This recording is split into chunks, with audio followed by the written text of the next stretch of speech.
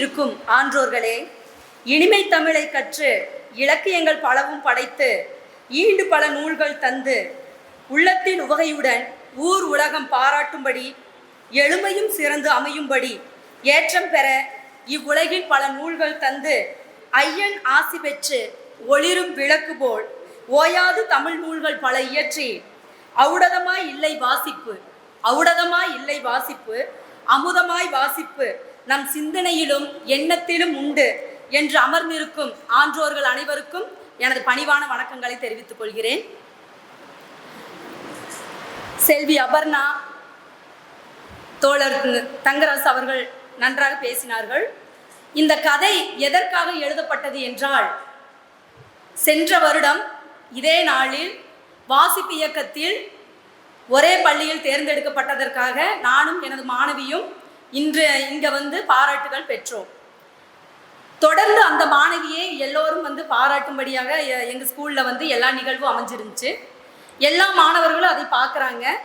ஒரே ஒரு மாணவி தன்யா வர்ஷினியை மட்டும் ஏன் பாராட்டுறாங்க? எல்லாம் பேப்பரில் போடுறாங்க, இன்ஸ்டாவில் வருது, யூடியூப்பில் போடுறாங்க, கூகுளில் தேடி பார்த்தா கூட அந்த பொண்ணோட பேர் வருது. அப்படிங்கும்போது எல்லா மாணவர்களும் அவளை பாராட்டும்படியே பார்க்குறாங்க. அப்போ டீச்சர், எங்களுடைய கதைகள் வராதா அப்படின்னு கேட்டாங்க. இல்லைப்பா, எல்லாரும் நம்ம கதைகள் எழுதுவோம், உங்களுக்கு என்ன தெரியுதோ அதை நீங்கள் எழுதி கொண்டு வந்து எங்ககிட்ட கொடுங்க, நம்ம வாசிப்பு இயக்கத்திற்கு அனுப்புவோம்.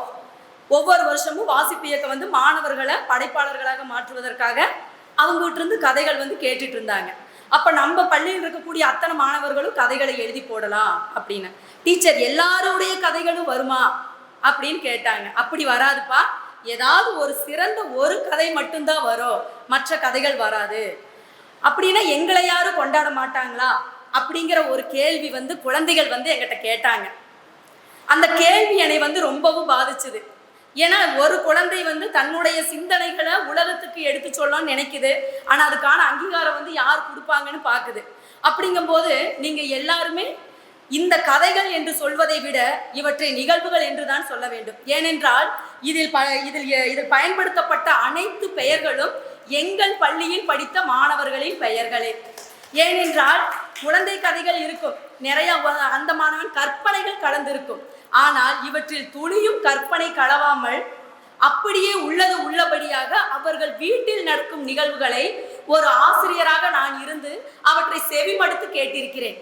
இன்றைக்கு நான் சொல்ல விரும்புகிறது என்னவென்றால், ஒரு 5-6 விஷயங்களை குறித்து நான் உங்ககிட்ட நான் சொல்றேன். ஃபர்ஸ்ட், குழந்தைகள் பேசுவதை கேளுங்கள். முதல்ல இரண்டாவது, குழந்தைகளோடு பேசுங்கள். மூன்றாவது, அவர்களின் எண்ணங்களை நீங்கள் புரிந்து கொள்ளுங்கள். அவற்றுக்கேற்ப புத்தகங்களை வாங்கி அடுத்தது பரிசீலியுங்கள். அடுத்து பார்த்தீங்கன்னா, இயற்கையை உற்று நோக்க அவங்களுக்கு நீங்கள் வழிவகை செய்யுங்க. இயற்கையிட கேள்விகள் கேட்க சொல்லுங்க. இந்த ஒரு 6 கேள்வி தான் நான் குழந்தைகளுக்கு நான் சொல்றது. இப்போ இந்த கதைகள் பார்த்தீங்கன்னா, ஒவ்வொரு 25 கதைகள் இருக்கு. 25 கதைகளும் மாணவர்கள் என்னிடம் வகுப்பறையில் அன்றாட நான் பாடம் நடத்துவதற்கு முன்பு சிறு உரையாடல் நடத்துவேன்.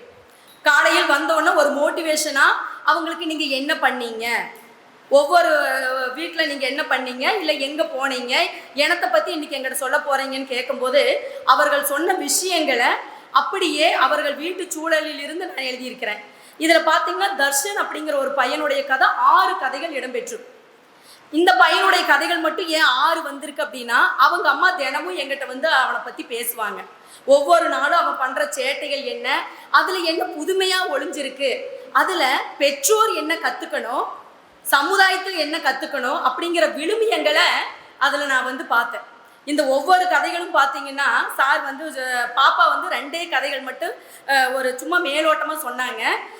இந்த கதை குழந்தைகள் படிக்கணுங்கிறத என்னுடைய விருப்பம். பெரியவங்களை படிக்கிறத காட்டிலும் குழந்தை வாசிப்பை நேசிக்க வேண்டும்.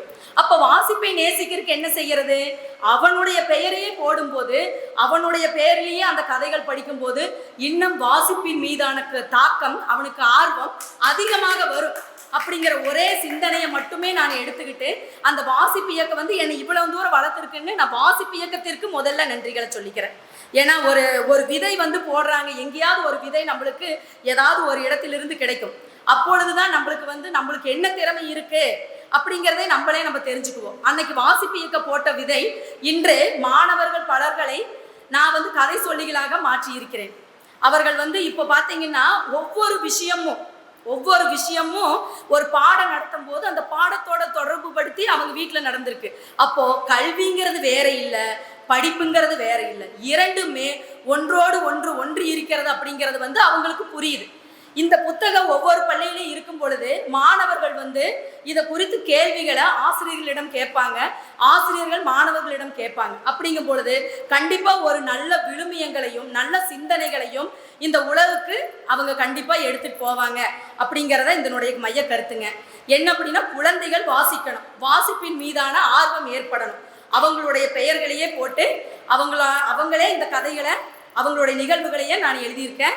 இது நீங்கள் உங்கள் வீட்டில் இருக்கிற குழந்தைகளுக்கு நீங்கள் கொண்டே கொடுங்க. அப்போ தான் நம்ம என்ன அப்படின்னா, நம்ம குழந்தை பேசுகிறத ஒவ்வொரு பெற்றோரும் கேட்கறதுக்கு இன்றைக்கி நேரம் இல்லாமல் இருக்குது. அது உங்களுக்கு தெரிஞ்சது தானே. கண்டிப்பாக இன்றைக்கி ஏதாவது ஒரு குழந்தை நம்மகிட்ட பேசுதுன்னா அது நம்ம செவி கொடுத்து கேட்குறீங்களா? ஆனால் அப்படி இல்லை. ஆனால் வகுப்பறையில் ஒரு ஆசிரியர் கண்டிப்பாக கேட்பாங்க. ஆனால் அதை கேட்டு நான் எழுதியிருக்கேன்.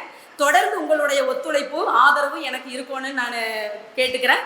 பதியும் அமைப்பு இந்த நிகழ்வை மிகச்சரியாக ஏற்பாடு செய்திருக்கிறதுக்கு ரொம்ப நான் நன்றிகளை தெரிவிச்சுக்கிறேன்.